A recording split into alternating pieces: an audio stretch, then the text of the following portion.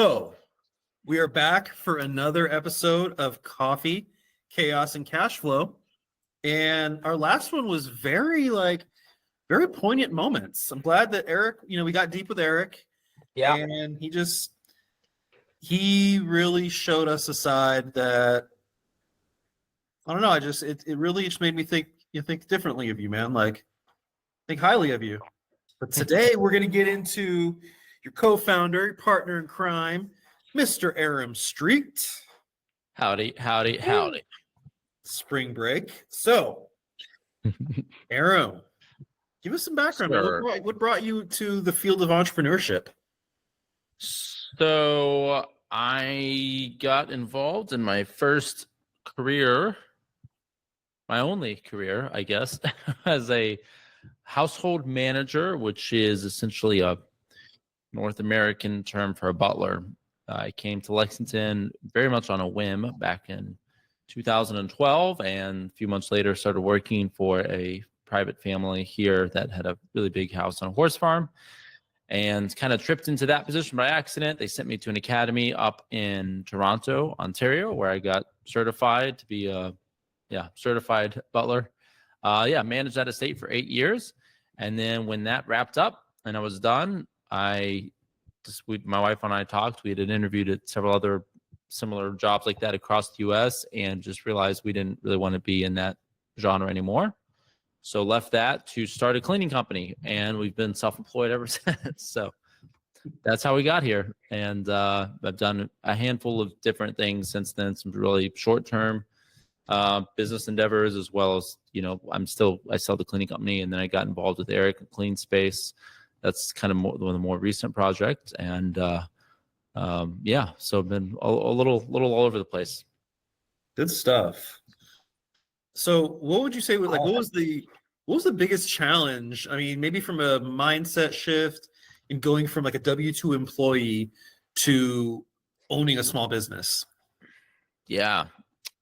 So I like to think of this as like, what are characteristics that make people want to get into business or keeps them in business? And for me, one thing that's worked very well in my favor, maybe it hasn't worked well, I don't know, but it's definitely the reason I'm here, is I am not a risk averse person. And if you are really, really risk averse, like if risk scares you, business ownership is going to be significantly harder because there are just so many unknowns. And when you go from getting a paycheck every week and you know how much it's going to be, and it's relatively the same thing, and maybe you got a bonus at the end of the year, like these are just boom, boom, boom. You can build like everything around that, and it's very predictable. And then all of a sudden you have to replace that with something that you've got to generate. You've got to go out, you've got to create that. It's got to be there, and you're going to have to get creative on how that comes about. And there's an awful lot of risk involved in that, especially with the number of things that we have done in the past, 4 years now, the different ways that we've done, shorter term things that were good for a certain economy, for a certain market. We did things during COVID that were specific to that time. They were like 6 months that, the market was just a certain way and it wasn't going to be around forever. But, you've got to be able to think on your feet and adapt to those changing things. But, if you're really scared about what could happen, it's going to be really hard to be self-employed because it probably will happen, and it'll probably be worse than you anticipated. True. It's true. Yeah.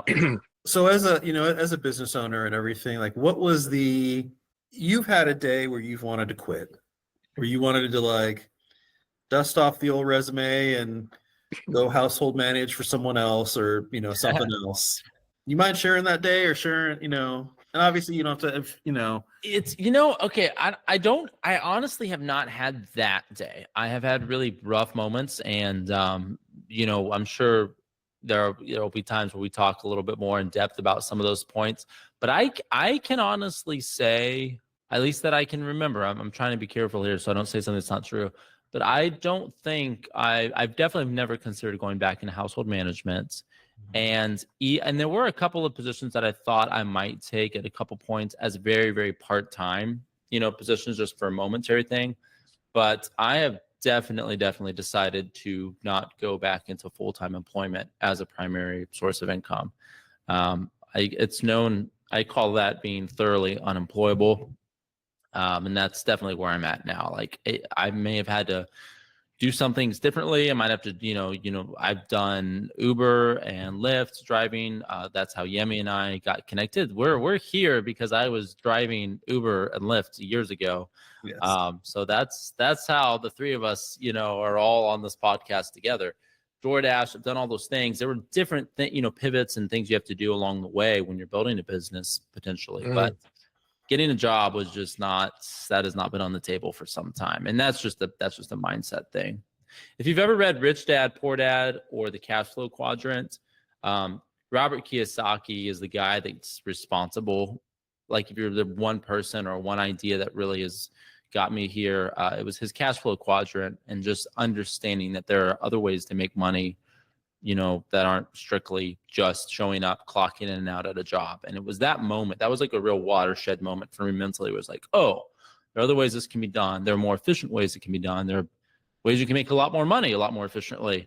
And that's been hard to disengage from that once you're there. So I'm pretty committed to it now, for better or worse.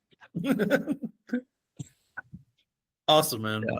So Eric has shared, his side of things regarding the start of Clean Space, and you were already busy when he came to you with it, not just like professionally, but also like, you've got a sizable family and, shepherding, leading your family, those kind of things. Like, how did you make what changes did you have to make in life to go from, small business owner to like a founder of a startup? Mm-hmm. Yeah. One definite change that came, not it wasn't immediate, but it was a few months into it.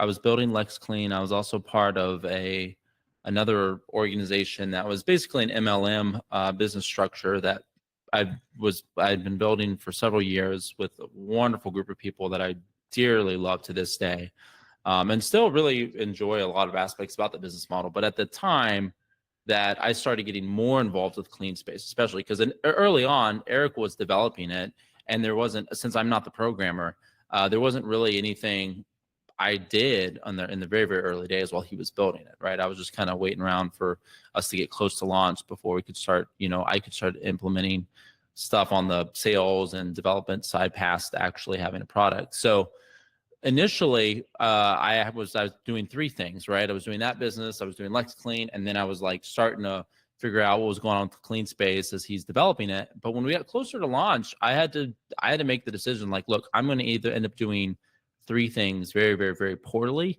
or I've got to narrow some things down to make this work. And so I actually had to put on essentially on hold and put on the back burner the MLM business that we were building at the time, right? Like that had to happen because I'm human, and I still have the same number of hours a week that everybody else does.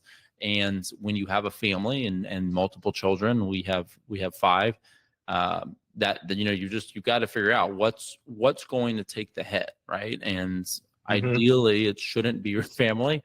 It as business owners, sometimes it is. Like there are just some points where your family is gonna, be struggling along with the development process. So it happens, but over the long term, you're gonna have to make concessions elsewhere. And so that was definitely a moment where it's like, all right, I know I want to be involved in this.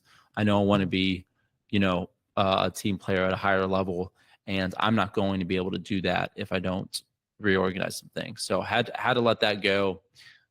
For sure. And that was a game changer for me. It was kind of hard because we'd been doing that for years, again, with an incredible group of people that I'm still very, very close to today. But you have to be willing to, make those adjustments as you go along. How long did it take you to make that decision? And I asked you just because I know that, with an MLM style business, the relationships are so important. Like you build those relationships and you're around like-minded people who are all working to get, toward this common goal. And with the, taking a step back from the business, how long did it take you to dial that? It was probably a couple of weeks where we my wife and I really spent some time thinking and praying about it. And ultimately, the reason why we knew that was the right move was, I think God was faithful to help us go that direction and guiding us. But also, you do have to, your family does kind of have to rank order in there as a pretty high priority. And we had to decide which of these three things were going to continue to demand the most from our family, right? And that was just one where it's like this, from a time aspect, it was pretty time intensive, and a family was definitely going to, it wasn't going to go well trying to invest into our family while doing all three. So that was really the biggest consideration there. It's like, okay, we know we're getting into clean space, we know we're going to do this, but we're gonna have to let go of something. And Lex Clean was at the time paying the bills as well, so financially it wasn't really a decision that guy goes, oh yeah, I can stop doing the cleaning business, because that's where the income was. So yeah, it took a couple weeks, but it became clearly obvious pretty much by the end of that. So let's say Clean Space has an exit. Somebody comes and writes a massive 10-figure check or something like that. What does Aram Street's life look like? A lot of travel. That's always been there are a couple things we've always wanted to do as a family, and that's travel as a family pretty extensively. So, want to be able to actually live in other locations for a few months at a time, do a lot of immersion learning, whether that's learning new languages, things like that. So that's always been like a really big thing we want to do. But we want to balance that to some degree, especially in a few years as the kids are a little bit older, with foster care and adoption. That's been a big thing that we've been passionate about ever since we got married. My wife and I outlined that as just a goal in our personal ministry that we wanted to be involved in. So that's definitely, going to free up the time and availability for us to be involved with that at a high level. I also want to have a lot more kids, so I wouldn't mind if we were able to biologically get back into that. So we're at 5 right now. I've always told people that I plan to get to double digits eventually. I say that generally just to scare people off and like kind of freak them out a little bit, but I do not have a number. Like, I've never thought, oh, this is the number of kids I want to have, 6 or 8 kids, or and then I'm done. Like, I don't have it. So we'll keep having them as long as Lord is faithful to give them to us, and try to, do the best we can to steward and raise that family to honor him. But yeah, so a big exit would be, well, we've got time to invest and grow the family. And then at that point, I'd really like to take a role in developing the next generation of leaders and business leaders. So that would be a big deal for me. So yeah, have a lot of fun with that. Where's the first place y'all want to travel to? The first place. There's so many. I don't know which one would come first. Probably, generally speaking, Europe. I have 2 sisters that live in Paris, France today. So I think we would most likely go there first, and then just do a tour of Europe, but just kind of get to Paris, say hello to the sisters, have some fun there, and then, hit as many European countries as we could. Would be kind of cool. So I just want to go to Paris for baked goods. That's all. Or baked goods, man. They have good baked goods. I have been to Paris, and yeah, they don't do food poorly there for sure. That's yeah. Yeah, it's good stuff. So what is one thing, or maybe more than one thing, we don't know about you that you'd want us to know? No. Something interesting. Make it something cool. Yeah. Yeah. If you don't know about it, it's probably because I don't want you to. So it's an interesting qualifier there. Something that you don't know. Gosh, the 2 of you probably know just about as much as me. Yeah, that's true. This is maybe most people don't know that I'm very spontaneous for the most part. Like, I have a pretty spontaneous nature. So the more you get to know me, that comes up pretty fast. I don't think that's too well hidden, but I like to do things because they're spontaneous. And I think spontaneity is really great for seeing how adaptable you are to a really changing situation. So even if that's pretty random, like I I like to put people in very awkward like situations in public and like see how they can adjust to it. So if that's like jumping on a table and belching out this crazy song or something, I think that's amazing. So yeah, spontaneity is fun, and if you stick around me too long, I might play a wild card that might surprise you. There you go. Cool. Cool, Aram. It's been good, chatting with you, man. Just getting to know you better. Yeah. Another man, another myth, another legend. And we will see all of you next time for another episode. Yes, sir. Ciao, ciao. Catch you down the road.